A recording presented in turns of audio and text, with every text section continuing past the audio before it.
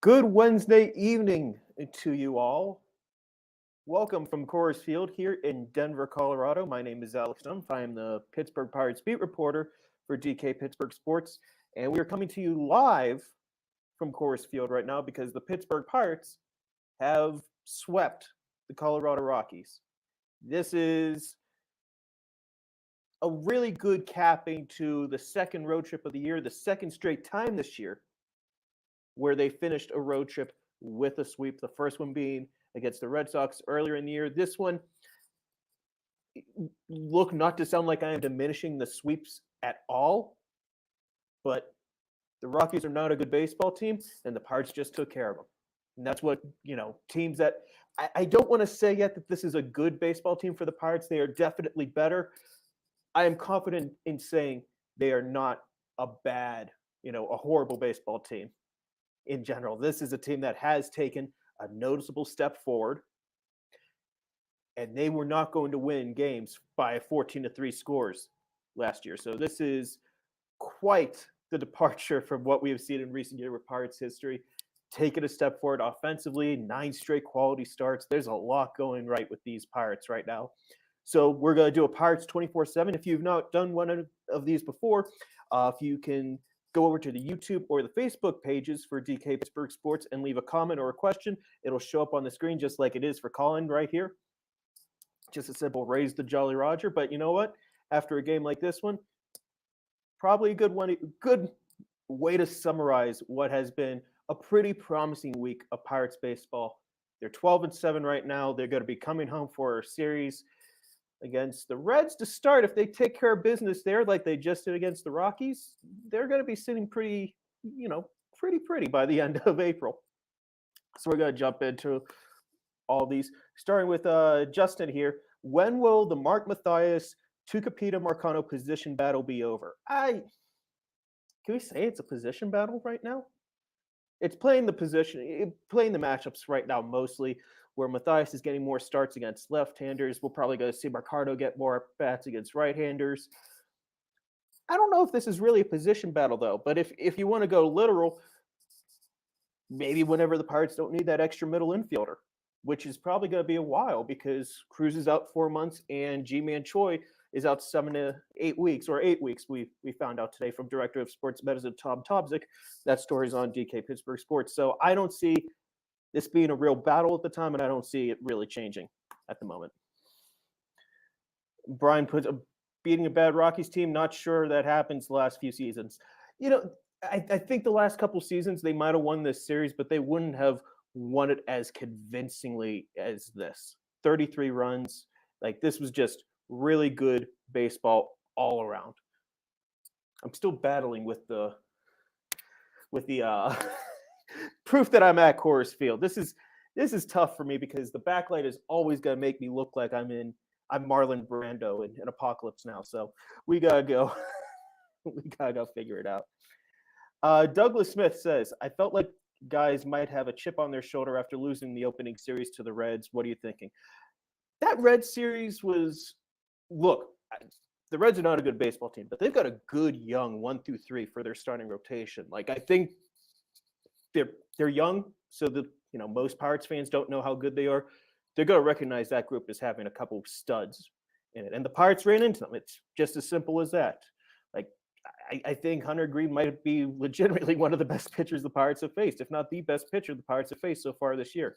So you're going to have that.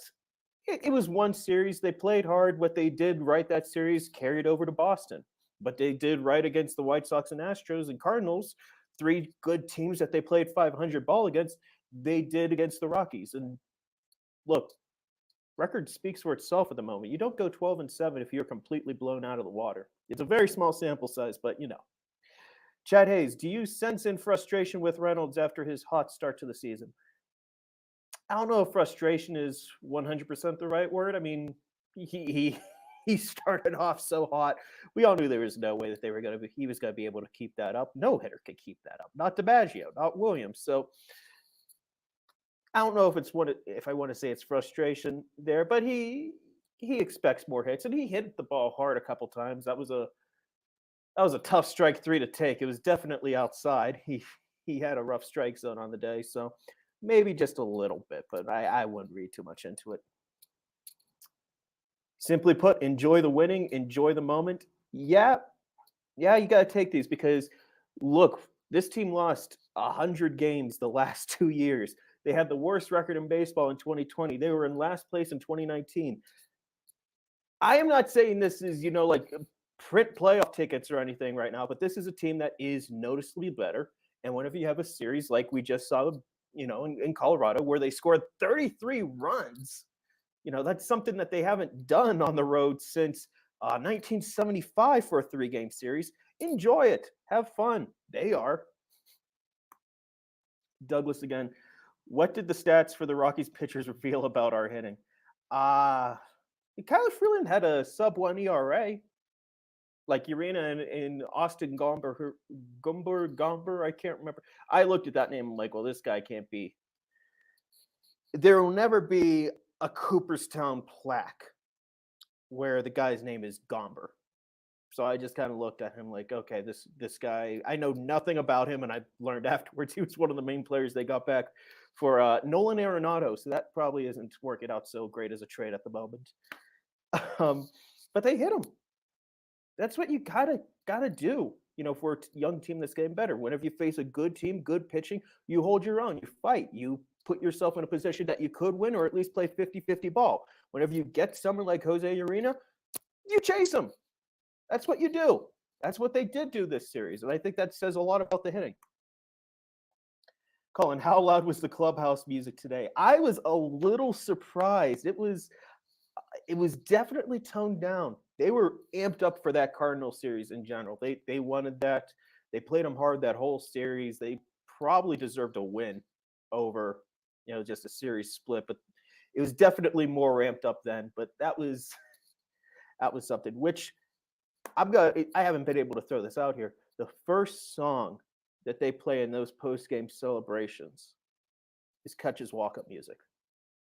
So if you want to know exactly what does Andrew McCutchen mean to this team, there's your answer. They start off celebrating with his walk-up music. They know the history of it. Like a lot of these guys are new to the major league team. They maybe only have a year of major league experience under there, but they recognize the gravity of how important this guy is to the organization, to this team. And it's one of those things that you can really see the divide from this year's team compared to last year's team. Is last year's team would have absolutely killed to have an Andrew McCutchen in that clubhouse. Not to be, like this big rah guy, just because you've got the ultimate major league pro right there. They've got him now. They got another guy in Carlos Santana who is equally as important, especially for the young Dominican infielders that this team has. This incredibly important for this team.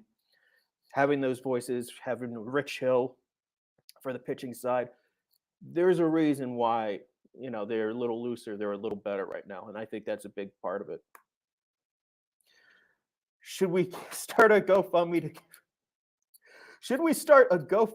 to get you to eat some Skyline chili? Douglas, I'm not eating Skyline. That's just I only have one more trip left to Cincinnati this year, and that's way in September, and I am not going to eat any Skyline chili. It is nasty. It is chili with chocolate in it. That is jail worthy. That is jail worthy. Justin asks, Alex, thoughts on Kanan Smith-Njigba and his struggles? Not worthy of a call down to Indy like some fans are calling for. I don't know how you can call the guy down right now because Travis Swaggerty was sick. He got a little out of sync. He's not absolutely tearing up Indy. He's more than holding his own, but it's not like, he's continued what he's done in spring training. So you got to give Kanan, I feel like, a little more runway here. The strikeout number is concerning. I'm not going to sugarcoat it. It is concerning, but whenever he has made contact, it's generally been good, hard contact. It's just being able to get the bat to the ball more.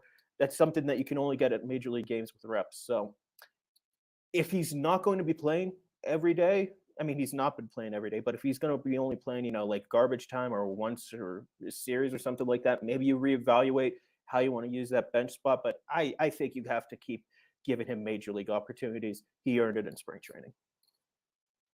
Steelers fan 07, thoughts on Doreni Moretta? I love the energy that he brings. He's he's a very popular guy in the clubhouse. He's got an attitude. Uh, I think the slider could be a plus pitch, even though it can get him into trouble with walks. We've seen that a couple times. We've seen him miss a couple times. I'm not 100% convinced with the fastball. He made some mechanical changes to try to get, it cut a little less, sink a little less. Slider, I think, is a good pitch. I don't know if he can rely 100% on it. I think it's a good exercise for him to try right now, though. But to actually answer your question, I think he's fine as a middle reliever who has done well in the leverage spot so far. If you need a strikeout, he's one of the better options in that bullpen outside of like David Bednar, who's not going to come in like the 6th inning of the game. Colin says, I know it's early. Do you think Kutch could be an all-star this year? And who do you think could represent the Bucks at the all-star game? I'm not there yet with Kutch. Like, he has been fantastic to start the year, but they're also being very mindful of the playing time that he's DHing. Like, a lot of stuff. I'm not completely ruling it out. He's played very well, but I just don't know if he's going to be able to keep this torrid pace throughout, June, July at the moment. But who is going to actually represent the team? I think Bryan Reynolds and David Bednar are the two logical answers because they are the two most recent All-Stars for this team, and they've played very well to start off. I'm going to throw two guys who maybe sleepers. One is Colin Holderman, because we remember like Tony Watson was an all-star back, in his prime with the Pirates. So setup man can do it, and he's just been fantastic so far. If he keeps that up going, I think he deserves a little consideration. Maybe both he and Bednar get the nod there. I'm sorry. And the other one, look, I know this is maybe just a little crazy, and he started off shaky and everything, but Jack Suwinski is doing so many good things at the plate right now. He's drawing walks. Whenever he's making contact, it's being hit a mile. He's getting backspin. He's pulling home runs. He's doing a lot of things well whenever he makes contact, and it's something that he's starting to do a little more consistently right now. He's got a really good OPS at the moment, so let's see what happens with him. Connor Williams, who's the first guy out of the pen right now? I hold my breath anytime we see half of them. Out of the pen as in, like, who's the, if they acquire someone and they have to let someone go, I would imagine it'd probably be like a Johan Ramirez, since he was just the most recent guy up. As far as who's the first guy out of the pen, like, would you consider leverage? It might be Dwayne Underwood right now. Like, he has one bad outing that's kind of souring the soup, but he's done pretty well in those leverage spots so far. He's been a pretty good 7th inning guy. Wesley Reed was here for the game. Wesley, you caught a good one, but it was cold. I hope you stayed warm. You brought a blanket or another hoodie, because I had to retreat to media dining by the 7th or 8th inning. Like, yeah, I'm this game's over. I'm not going to freeze I can watch the rest of this on TV and work on my story. Brett S. Suwinski baseball savant numbers are insane. Yeah, they are. Like I said, it's just the whiff and strikeout rates. And I know just strikeouts, that's carrying a lot of weight there. But like, what he has done whenever he makes contact is better than any stretch of contact that he made last year. He is doing things better this year than he did last year. I mean, okay, it's Coors Field, but 3 home runs all of last season on the road, 3 this series. That has to show something. Hillbilly Jim, welcome back. Are you happy? I'm sorry, are ye happy Captain Kutch is back? I sure am. I think a lot of people are happy that Kutch is back. And like I said earlier, he's making an impact in this clubhouse right now. He's one of the reasons why this team is 12-7, and it goes beyond what he's done at the plate. Bob Nutty better not take any credit for how good this team has been. Oh, man. He did greenlight a couple good free agent signings. Okay. I'm just playing devil's advocate there. Please do not go after me in the comments. Oh, I can't read this one. Von Kuyter? Sorry if I butchered that. Have any of the players attributed the recent offense's recent success to Andy Haynes? Derek Shelton brought that up today. Like individual players, like Rudy Castro said post game, like, it's not just the players what we're doing, it's what the staff is doing also to make sure that we're prepared for these games. So yeah, like the whole hitting team is getting a lot of credit for what they are doing at the moment. And I actually just talked to Haynes, who, he's the guy who says, as a hitting coach, that if you ask him how he's doing before the game, he's like, ask me after the game. And even after 14 runs, he's like, I'm still thinking about like the one or two things we could have done better, the one or two guys who didn't hit. Like it's all there. Second year for a hitting coach, it's why you can't always just fire the guy after 1 year. He deserves some runway. He had a very stacked deck against him last year. Offense is clicking at the moment. It's not just him, it's a lot of factors, but he's one of them. I misread it. Hillbilly Jim points out that he was that it was bum nutting, and I said bomb nutting. I fell for the exact same thing that Dayon did. When last time we did one of these from PNC Park.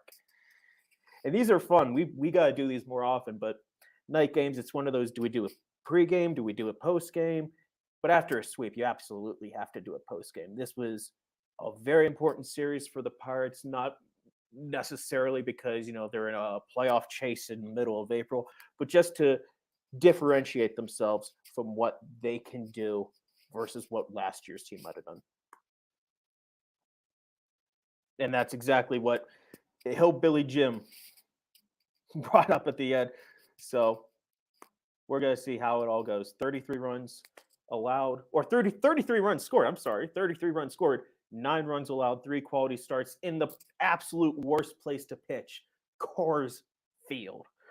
That's a great place to wrap this one up. Thank you all so much for participating in this Pirates 24/7. We're going to be doing these throughout the season. So if we didn't get you this time, catch you around next time. These are fairly impromptu. So thank you all for participating. This was a fun one. Thank you guys so much. We're going to do this again soon.